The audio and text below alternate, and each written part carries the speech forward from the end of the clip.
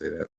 So today's going to be an awesome session. I have Brian Simmons joining us. He is a detective, a SWAT team lead, fire marshal, and also he's studying for a CCP. He's going to be bringing his talents from law enforcement to the cybersecurity CMMC world. So that's pretty exciting. Welcome, Brian. Thank you, Derek. I appreciate you having me. Your background always makes me wish that I'm at a beach. Yeah, we're not too far from the beach where I am. It's about a quarter-mile away. What's the nearest beach to you? Well, I live in a town called Melbourne Beach in Central Florida. Yeah. Just south of Cape Canaveral. Okay, cool. Yeah, I've been to Melbourne once when I was working for Lockheed Martin. I know they have a location there. We did some training. Okay, sure. I know exactly where that is. Yeah. For as far as CPN, you've been a really active member and willing to just step up and volunteer and make contributions to CPN, which I really love. And that's a culture that we're trying to foster within the CMMC Professionals Network. And one thing that really stood out to me is probably the same day, within minutes of you joining CPN, you directly messaged me and said, "Hey, how can I be of value? How can I be of service?" And okay, I love it. This is my type of people. This is my tribe. Really appreciate that.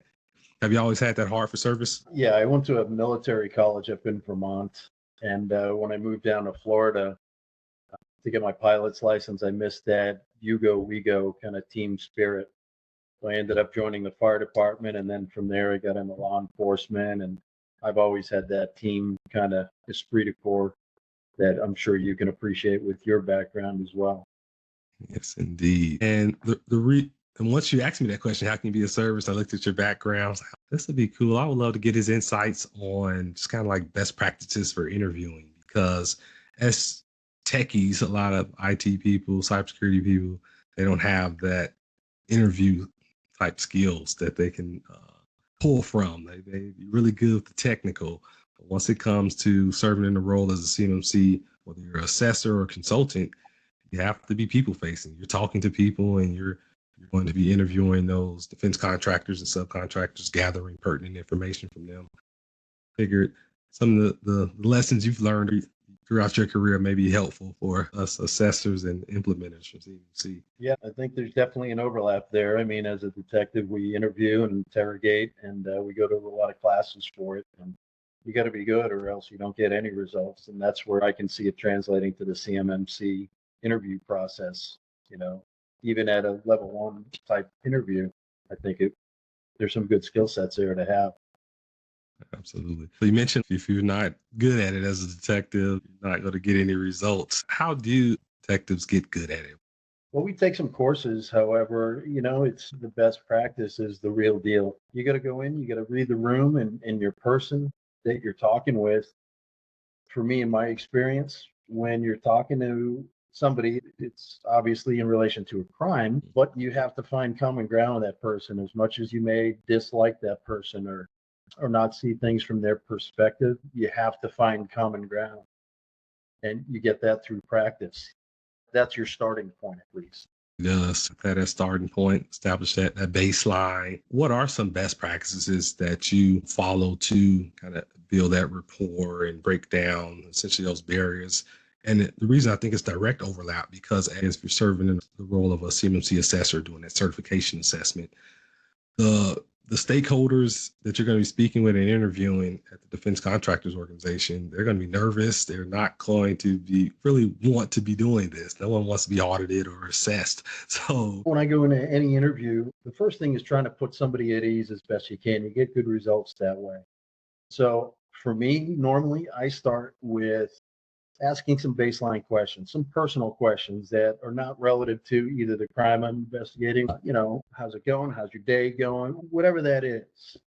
And then I'll follow that up after a little bit of conversation to just bring down the energy level. I'll explain why I'm there, and I'll be very direct, very polite, but very direct. Hey, I'm here for an assessment. I'm here to investigate this. I just got some baseline questions. I need to get your side of the story, and your input is really valuable here. From there, you're starting to build a rapport there, and let them talk. Listening is key. Mm-hmm. You got to stop talking. You pay attention to them and let them talk, because they're dying to give you information for the most part, especially when they relax and see that you're human. You're there. You could be considered on the same team, not so much on the Right. criminal side, but certainly with the CMMC side, you are on the same team. The goal is the same. And once you are successful in pointing that out, it's a good baseline. And he gave so many golden nuggets right there. I'm gonna have to unpack. So let's go back to when you are building that rapport, you're establishing that baseline. You as the detective, what are you looking for when they're responding in terms of like body language, things like that? What are you? I'm looking to ask you some real simple questions. For you, I would probably ask you something about your military background, something that I know you have confidence in, or maybe your kids. Yeah. Although I don't know your kids, I know, Derek, you got some kids. How are they today? Are they in school today? Are they out for vacation? And while you're answering, I'm watching your body language. I'm watching your eyelashes kind of relax, your face relaxes because you're proud. Like, oh, my kids are great, and you might light up a little bit, and that's good. I'm getting you to relax, and I'm also understanding how you react positively to a question I know the answer to. So if I ask you a question after that you may not know, your body language is going to be very different from you talking about your kids, and I can make note of that. And then down the road, when I ask you a question, say about CMMC, if it's not how you reacted about your kids necessarily, that relaxed kind of body language you got, it's a difference. And I may want to figure out what that difference is. Derek, I see nervous here about this. Is there something you're nervous about? Like, tell me what that is. Maybe we can work through it, because my intention is not to make you nervous. It's just helping us get to the same goal of getting, you guys covered here for CMMC. Love it. And that's really good insight for the defense contractors as they're preparing their subject matter experts who are going to be interviewed doing the assessment. And that's why it helps to do those mock assessments, to kind of go through and then practice it before game day, essentially, because as the assessors are asking questions, if the person that's providing responses, if they're showing the nervous energy, the body language, and they're being evasive, that's going to invite more questions, which the defense contractor wants to avoid that. You don't want to open up Pandora's box or send those assessors down the rabbit hole. That's some good insight there. But that's why it's important to listen. Just let the person talk as much as they're able to. And then, taking it a step further, for me, ask open-ended questions. Not so much, did you do your own self-assessment before I got here today? That's a yes or no answer, right? And you could get away with, yes, I did. And then that's it. But if I ask you, hey, walk me through the process, what you did before I got here today to prepare for this, it kind of elicits you getting more information from the person you're talking. Okay. Little things like that are helpful as well. That's awesome. So in terms of those open-ended questions, that's a great example in regards to being an assessor, the value of the response that you're going to get, the information you're going to receive. If that's just a straight yes or no question, then you're not getting much value there. Sometimes you got to pull it out of people. Talk to me more about how someone can develop those active listening skills. That's just hard for a lot of people to just listen without talking. What are some ways you can develop? It's hard, but once you practice, and way back when I was a new detective, honestly, I started to notice that I was talking more than I was listening.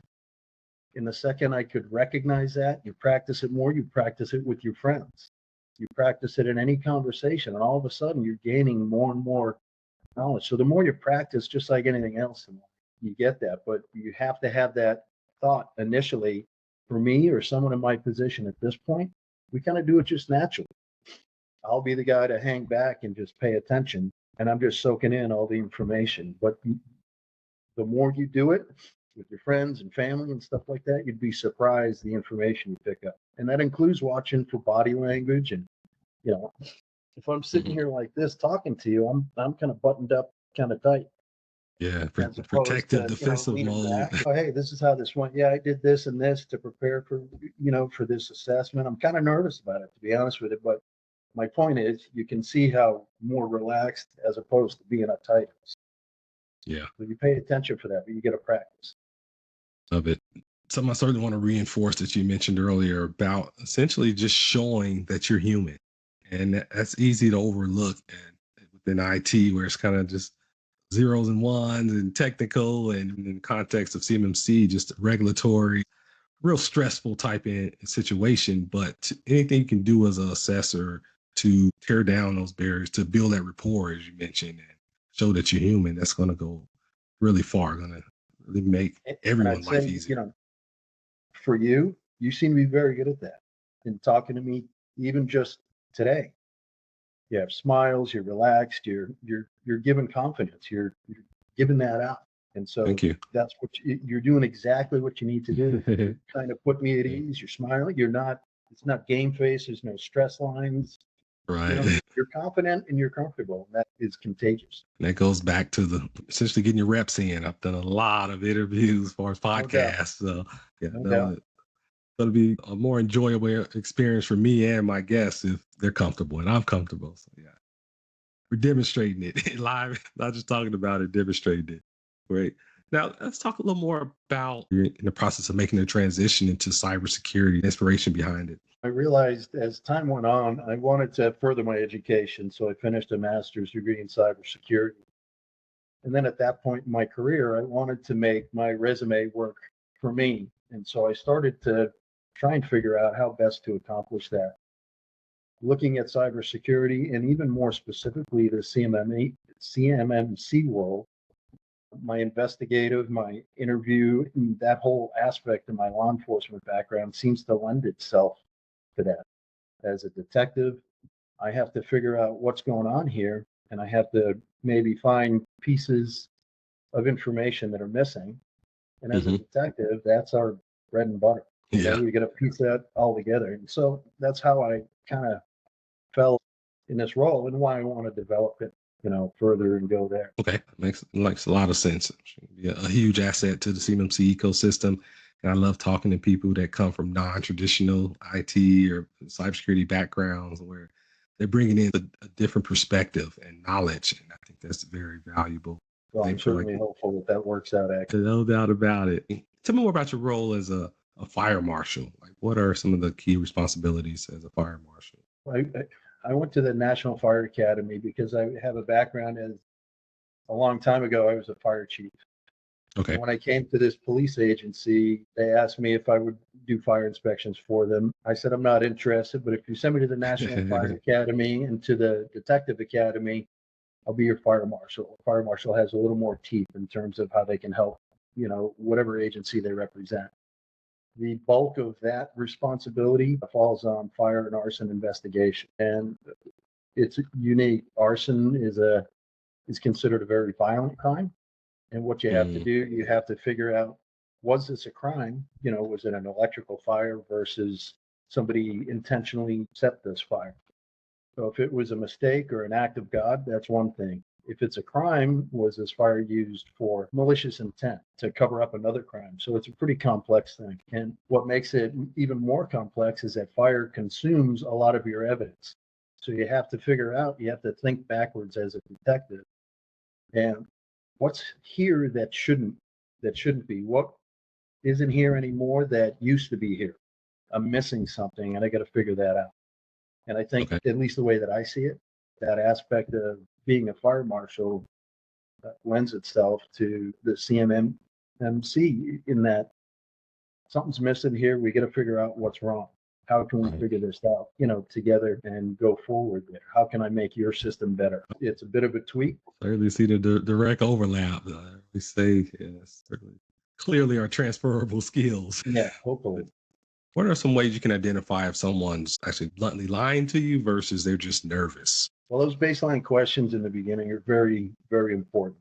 Like I said, if I were to refer to you talking about your kids, just as an example, you're relaxed, like I said before. You're comfortable talking about your kids, right? You're proud. I ask you something you're uncomfortable with. If you haven't done some aspect of something and I ask you that and I know it, you're getting more rigid. And you got to pay attention to those little clues. When people pause sometimes, like, could you Uh, rephrase that? Making up stories, trying to Usually think. what that means psychologically is that you're buying time, you're thinking. And there's a whole thing where your eyes are going. Are you accessing memory? Are you accessing the creative side of your brain and things like that? It's different for everybody. But the more that baseline conversation takes effect in the beginning, the better foundation you have to build upon, to know when something's wrong. Like, Derek's not telling me everything here about this process. He's concerned about this question. I don't know why. Maybe it's something that has no relation to this, but I think I triggered something here, and you're able to drill down on it. You just got to do it nicely. Yeah. The response. Yeah, that's what I was going to ask you next in terms of how do you do that nicely, where it may potentially challenging someone, kind of gather more information because their story's just not adding up. How do you do that nicely? Well, you got to be nice but firm. Sometimes me telling somebody I'm confronting them with the crime, I can put that in a different light. Listen, Derek, you're being accused of such and such crime. Okay. That alone should get you shot. You're crazy, you're out of your mind, that kind of thing. But if I phrase it like, well, Derek, this is the accusation. I don't know that I believe this, but I need to understand, help me understand better so that I can go to bat for you, because I don't want you to have to deal with this if you don't have to. So help me out. And then, if you phrase your questions a bit different, and then, from there, you're starting to build a friendship, if nothing else. This person isn't here to hammer me. He's here to try and get my side of the story. And if you're lying to me or not being truthful, one of the things that I do, on the criminal aspect of things, is I do my best to try and prove what you're telling me happened. And it's really effective, because if you're lying to me, I can't prove what you're telling me. Becomes obvious. And all of a sudden it's like, that doesn't work out because XYZ, we've done this. This is what you told me, right? Did I misunderstand that? Tell me how I misunderstood that. And then you start to see stories change a little bit. Those inconsistencies. If you work with them nicely throughout the process, they may or may not even be aware, And on a criminal side, finally you get that breaking point. On the CMMC side, I don't know that you get that breaking point because there's, too many other factors. But the indicators will still be there every time. Yeah. Love it. And on the CMMC side, it can be where the evidence they're providing or response they're providing, it's not allowing you as assessor to prove that requirement is met. So it's like, okay, help me understand this. So what we're missing. I like how you position that, because ultimately you're positioning yourself as you're trying to figure it out. You're trying to basically find the clues, and you're relying on them to give you the clues till it adds up. You're not intentionally trying to trip them up. So I like how that. Yeah. And I'll even take the step where, as it relates to technical aspect, Derek, you're a lot stronger than I am here. I'm new to the game. Help me understand that this doesn't make sense to me. Mm-hmm. On my end of it, I need to understand why this aspect didn't work. On your end of it, what I want you to see is that you're the better based person to answer this question. I'm brand new here, man. You're the smart guy in this conversation. Yeah. And if you can build up the person that you're talking to, that's also helpful. I phrase that really smoothly, but I think you get the idea. Oh, I definitely get it. And since you kind of plans to their ego a little bit, everyone likes to be complimented and feel superior in a sense, especially in a stressful situation like that, where you're in an authoritative position. Anything you can do to kind of build them up, like you mentioned, that's a tough point when you're in that position. In my experience, sometimes you get a steer because it's easy to get off on a tangent as well. And so, hey man, I can understand that. That's great, but I need to understand this. I got to reel you back in a little bit. You just got to be polite, keep smiling, and I just got to get you back on topic here because this part still doesn't. I'm sure it's me. I just don't understand this yet. Can you help me there? That kind of thing. So you got to keep steering the conversation because people will also attempt to circumvent filibuster. They're uncomfortable. Yeah. That goes back to the part where you said the balance between nice and firm. You have to control the interview. Being nice Absolutely. At the same time. It's a tough balance to strike, but you can do it with practice and you get there pretty quickly in my experience. It's clear you've had your fair share of practice in real world. And interesting. You asked for an example earlier. I dealt with a guy for years, and he was a big dude. He was in a gang. He was older. He was a father at this point. This guy was like 6'7", intimidating, and he used to intimidate judges in court. And we got him for another crime. They asked me, they're like, hey, you have a rapport with this guy somehow. And we couldn't have been further opposites. But I remembered his family. And the thing that got him to open up was our baseline conversation. And I remember asking this guy, he said, "Hey, man, how is your son?" And I mentioned his name. He had two sons. One had done really well, and one had taken the gang route like he did. Yeah, family He's like, "Which business. one are you?" I called him out on it because I knew what was going on with his son. He was proud years ago about his son being a good student, etc. Well, as it turns out, his son had continued to do well and got accepted into a military school, and the tears came down. He's like, "I can't believe you remember my son." I'm like, "He was a great kid when I saw him last year." But that conversation, you make a breakthrough like that, all of a sudden he was there. He just gave me all the information I wanted. He wouldn't Yeah. want to talk to other detectives. So you have those kind of epiphanies every now and then, which is really kind of cool. Yeah, But that don't brings up hesitate to ask those questions sometimes. You need to. yeah, rapport building. I just can't emphasize enough how important that is.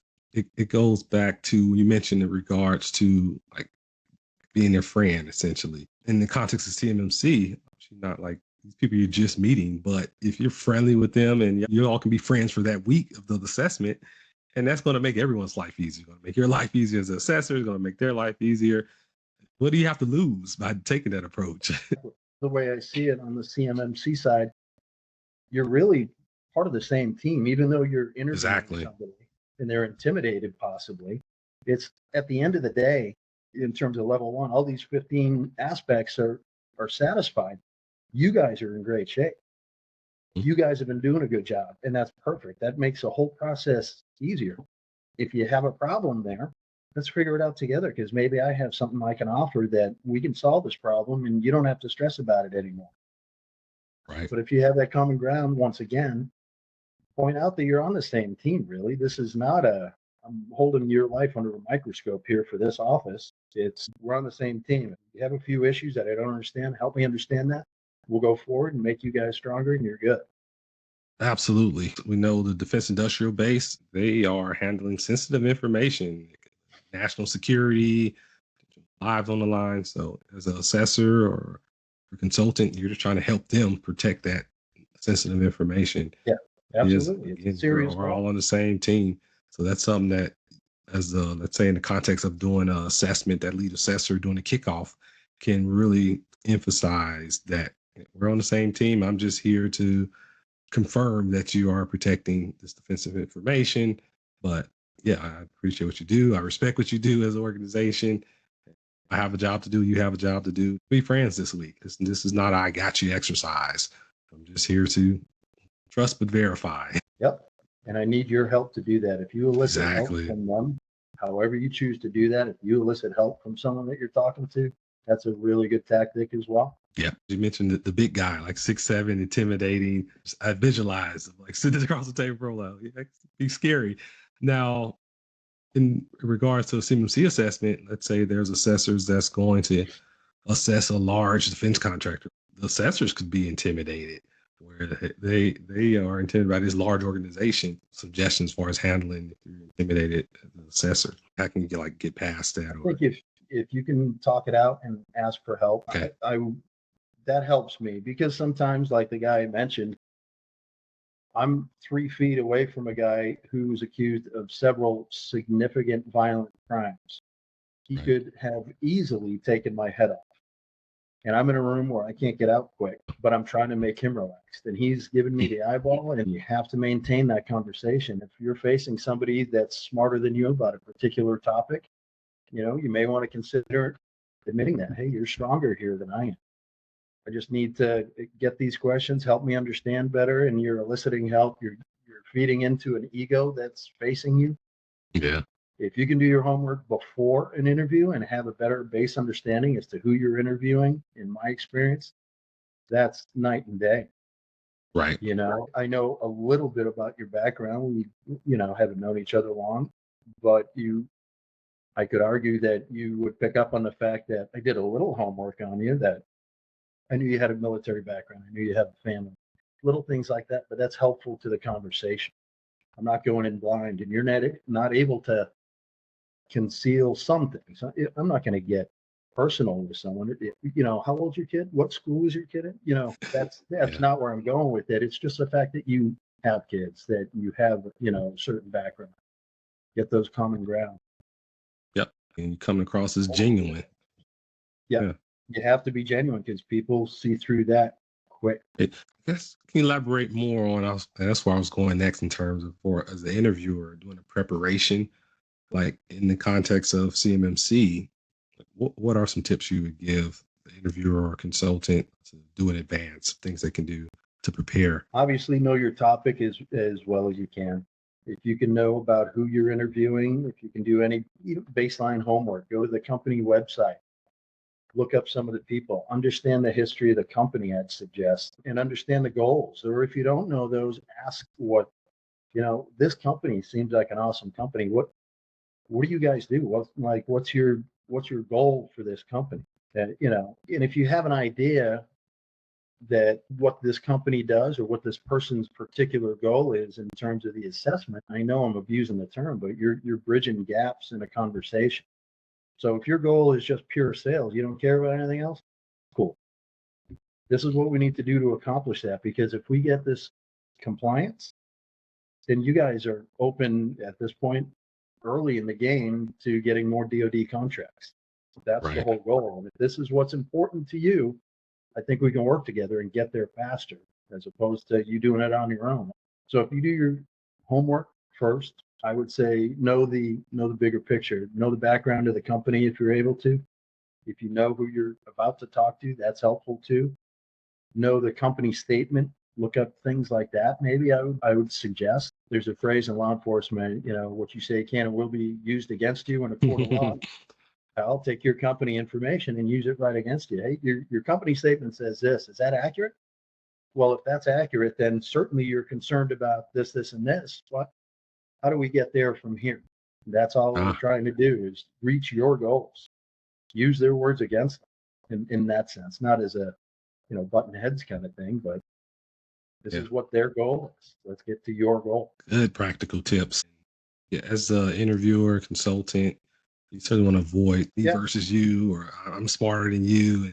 And I like the examples you gave, how you can essentially, hey, I don't know this topic that well. Can you help me out here? That is so powerful. I like that a lot. And it's good. And once you start to develop that, it's amazing the information and the stronger relationships that you build from using tools like that. It's a lot of fun. Oh, yeah, exactly. You can have fun with it. Who says it has to be stressful and rigid and all that? Let's have fun with it. We all have the same ultimate objective. I don't want you to fail as an organization seeking certification. Help me help you. If you guys do well, then on your side, our company does well. Also, it looks good for us to come in and say, hey, we help these people get their certification. So I'm asking for your help just as much as you're asking for ours to come in and assess you. I would imagine it's a similar context. Absolutely. Any tips for interviewers? Let's say it's a little hostile to interview. Things that interviewers can do to prevent it from taking it personal and not getting really emotionally. I can tell you're good at this already, but having a relaxed demeanor about you. It's not necessarily what you're saying, but if you're coming at me with technical stuff that I don't know, well, Brian, you don't understand this. Clearly, you have no idea how to accomplish this. If I can sit here, like, you know what, Derek, you're kind of on the right path here. I'm really not sure. But if you stay calm, people will tend to mirror you. Even if they get fired up at first, the big guy was fired up at first and he was not talking to other detectives. And I came into the room and his energy level was way up high. Once I didn't react to that, it's okay, you can do this, but hey, how's your sunbite? It just bring the energy level down to where you need it to be, and you have to maintain your own composure. You can't let people get under your skin. Yeah, well, I can't tell you about that. I don't know about that, but tell me about this. Maybe I can help you here. Maintain your calm demeanor. So many practical golden nuggets. We got a long list so far. Right. As far as open body language, what are some signs of open body language? A stereotypical one, you picture someone's face all crunched up and maybe their arms are folded. They look like they just don't have time for you right now. Like, can we just get this over kind of attitude? That's obviously, you got to put somebody at ease, and that's where you're common ground again. So if you come across as relaxed, like, oh, okay, is there a timing issue here? Maybe address the problem for them. Is there a meeting? Is there a timing issue? And when you call them out on it politely, they usually have to answer, no matter what the question. No, I don't have anything going on. It's just I'm not looking forward to this meeting. Yeah. I'm going to be put under the microscope. Like, oh, no, you're not. We just have a few questions. We're just, we're almost out the door anyway here. So I just need your help. But if you got timing issue, let's talk about that. We'll visit this at a different time that's better for you. Take away that whatever they're doing. Right. Yeah, that's excellent. Think about the alternative where an assessor just powers through and just start answering and asking the questions during the interview without acknowledging that close off body language, essentially the elephant in the room. That's going to be a totally different outcome than doing what you just mentioned. Taking time to acknowledge what's going on and be nice about it and put them at ease. Think about things you're going to miss if you don't take that time in the beginning to be nice and ask questions that may not relate to CMMC or whatever you're interviewing about. Take that time. That's a critical time in any interview, in my experience at least. The dividends are monumental if you just take that time. You have to do that every time. It's really important. That's crucial. Love it. Now, it makes me think back to one of the first interviews I had for a cybersecurity role after I got out of the military. I was really nervous about it. Wasn't really confident in my cybersecurity abilities at that phase of my career. So when I went in for the interview, and I almost didn't go to the interview because I was so intimidated. And my wife, who was my girlfriend at the time, she was like, just go. All right. And it was scheduled on Veterans Day. So that was going to be my excuse. Like, I'm a veteran. I should be doing interviews on Veterans Day. But she made me go. I get into the cybersecurity manager's office and sat down, super nervous. And he had just got back from a vacation from Mexico. He had told me that. And he was a very talkative guy. So I realized that the more I let him talk and the more questions I ask him, the less time he's going to have to grill me on cybersecurity stuff. But he just kept going on. Every time it would be like a brief pause, I'll ask him something else about his vacation and go into more details. I kid you not, about an hour into that, he had not asked me not one cybersecurity question. I guess he might have had like another meeting or something. He's like, looked at his watch. He was like, okay, Derek, I just have one question for you. When can you start? He didn't ask me not one cybersecurity question. So that's perfect. Perfect. That's a picture of everything we've been talking about. Absolutely. It was active listening. And I don't want the spotlight on me. I'm just going to just listen and just kind of let him go on and buying me time. That's perfect. If you're looking for a job in law enforcement, let me know for that matter. It's funny. I did. That actually was my original career goal. I applied for a couple of police academies. I got on at Scottsdale Police Department in Arizona. I had a police academy date, but it was at the same time I got offered a job as a defense contractor in Iraq. And it was a pretty big pay difference. Probably would have been safer being a police officer, but yeah, it came down to that. But I had a heart for law enforcement. Even in high school, I ran on the police athletic league. Yeah, it's funny. As you were talking and you said, you applied for Scottsdale, except if you notice, I do it a lot anyway, but I gave you credit for that. I think my reaction was, oh, wow. Yeah. Did I say something about Scottsdale? No, I haven't been there. But in terms of being interviewed on either side, if I'm trying to win your favor, be it for a job position or something, wow. Derek, that's a really good agency. That's really good. You made it out there. Give credit where you're able to. That's excellent because it was so subtle, but in the midst of the conversation, I picked up on that and it just made me more excited about it. So if we put that in thinking about it as an assessor, let's say you're interviewing someone who's responsible for creating the policies and just look at them and say, oh, these are good policies. They're comprehensive. Give them some type of credit for it. Yeah, that will absolutely. Clearly put a lot of work into this. Exactly. Fantastic. I do have a question about this one though. Can you tell me about that? Walk me through what it took to write this policy. Ask that open-ended question again. Yeah. Think about the different results you're going to get versus saying, oh, this policy, you're missing XYZ, just starting there.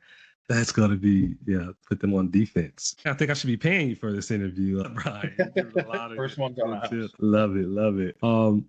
Using like a lot of jargon and technical language.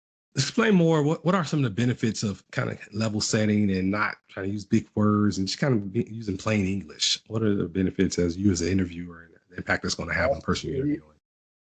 In my world in law enforcement, we deal with some very educated criminals. We deal with some people who grew up on the streets, and it's a different language. It's quite literally a different language at times.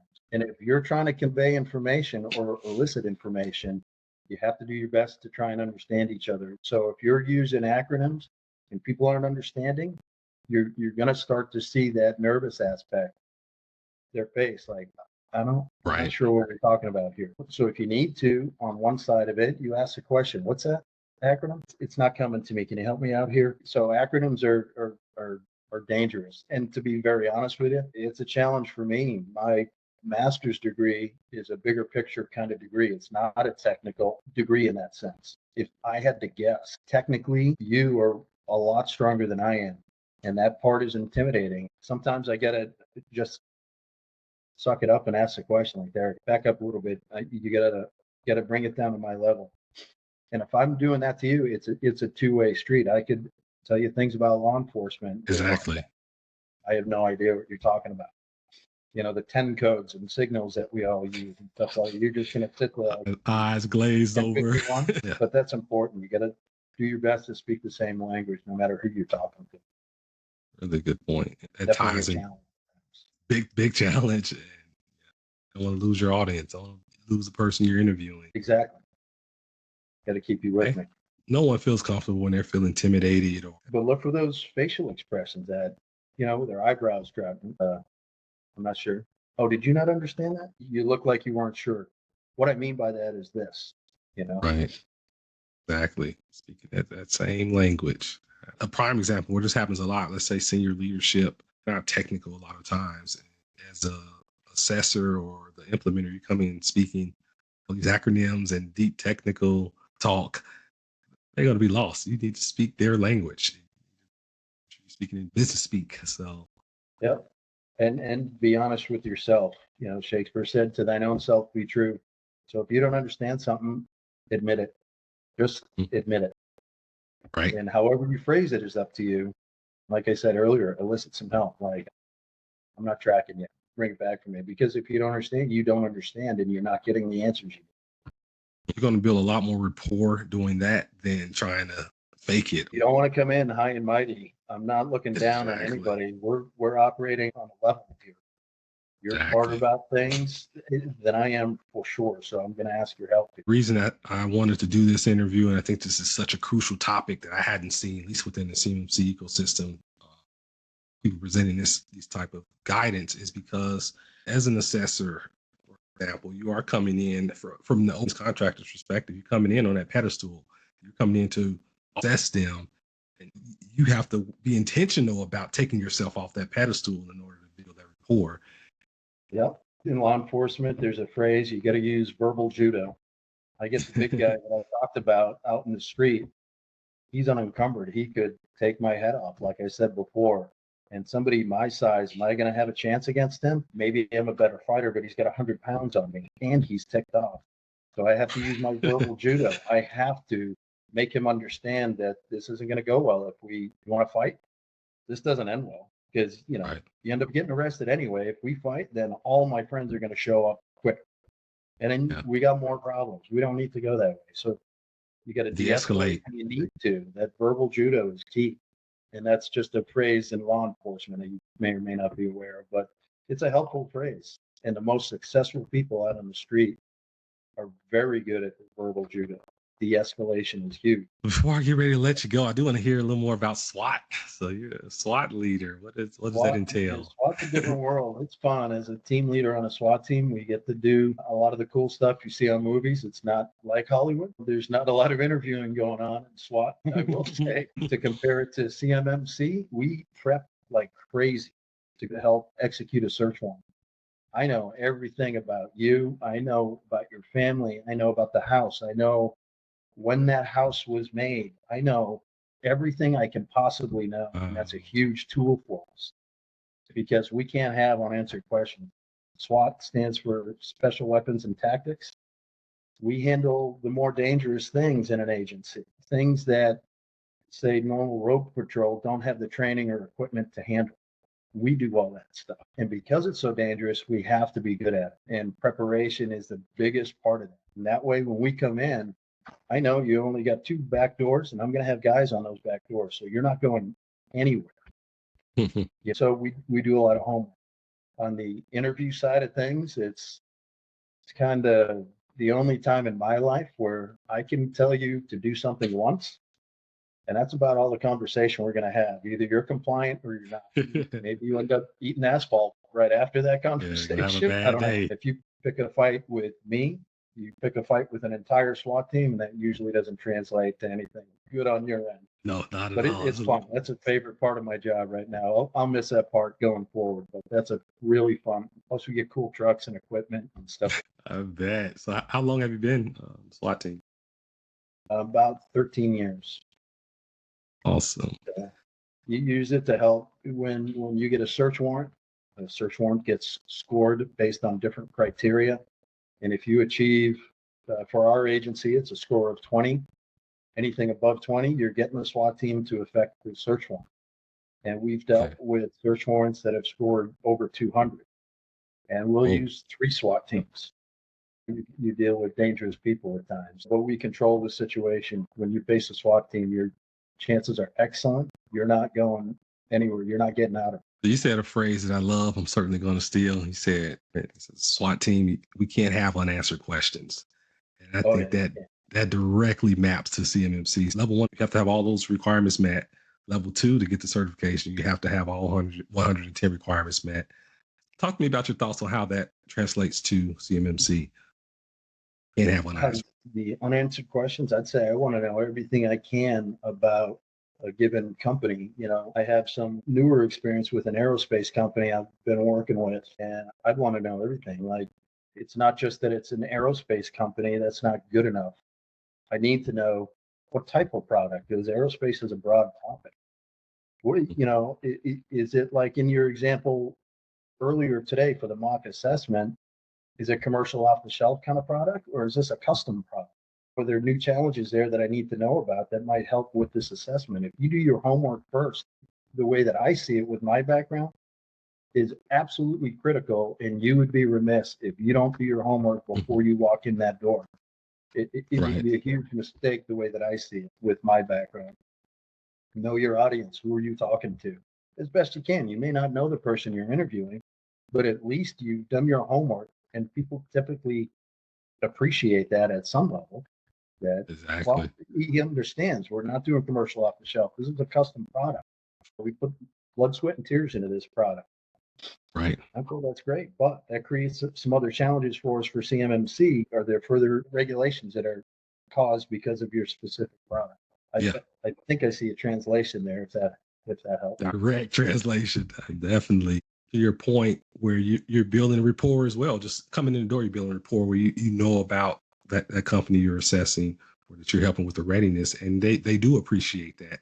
Versus if you're asking questions that you could have easily found on their website, they're going to start second guessing how competent you are, or if you're This just guy kind of doesn't cheap. even care. He doesn't know Right. anything about it. He's Exactly. asking us these questions.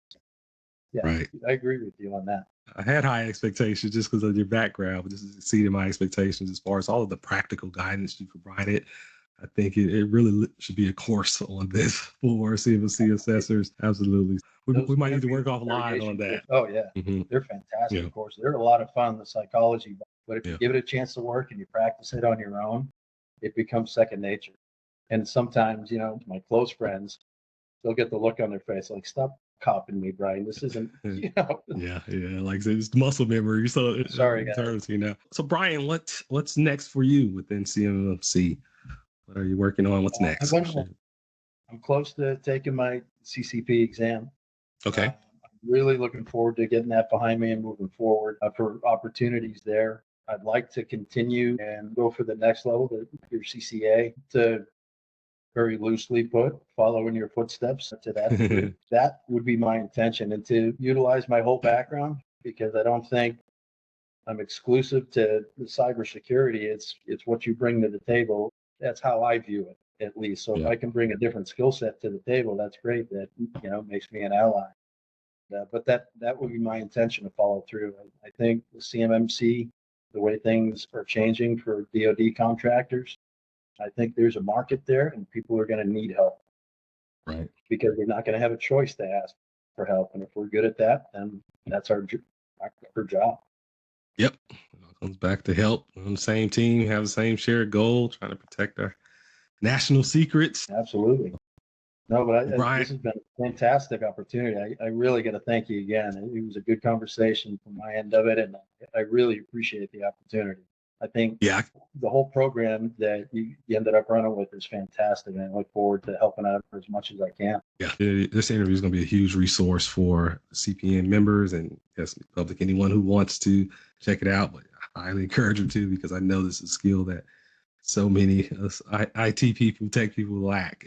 It is not second nature. It is things you've Yeah. honed these skills over years by getting your reps in. And that's all that we're trying to encourage people to do. So thanks a lot, Brian. This was really awesome.